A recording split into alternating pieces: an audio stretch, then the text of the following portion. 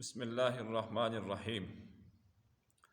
عن ابی ہریرہ رضی اللہ تعالیٰ عنہ قال قال رسول اللہ صلی اللہ علیہ وسلم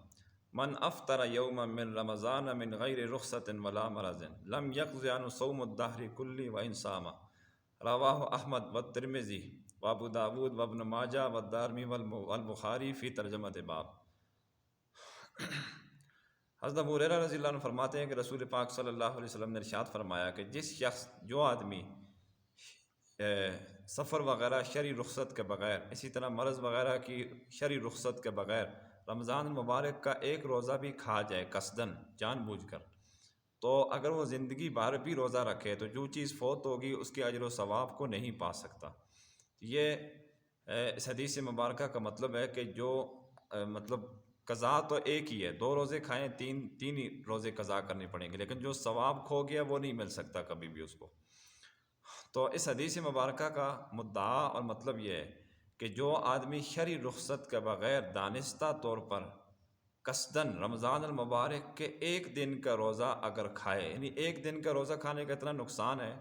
کہ اگر وہ اس کی اللہ رمضان المبارک کی خاص رحمتوں اور برکتوں سے جو محرومی اس کو ہوگی ہے، جو خسران اور نقصان اس کو ہوا ہے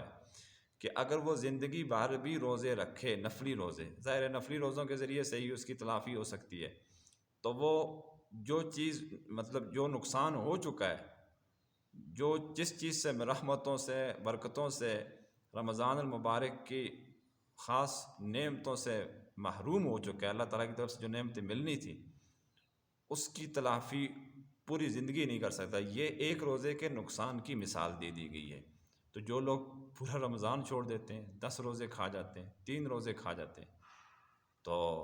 ان کے لیے کیا ہے؟ اسی طرح جس بیماری میں بندہ برداشت کر سکے روزہ، تو کوشش یہ کرے کہ وہ روزہ رکھے۔ اسی طرح جس سفر کے اندر تکلیف وغیرہ نہ ہو،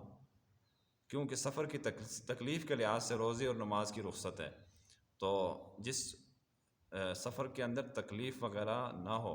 تو اس کو چاہیے کہ روزے کو رکھے، روزہ قضا یا افطار نہ کرے۔ اسی میں اللہ تعالیٰ کی طرف سے بہتری ہے۔ ایک روزے کا اتنا نقصان ہے کہ زندگی بھر اس کی تلافی نہیں ہو سکتی، لہٰذا جو لوگ روزہ چھوڑ دیتے ہیں اور کئی روزے چھوڑ دیتے ہیں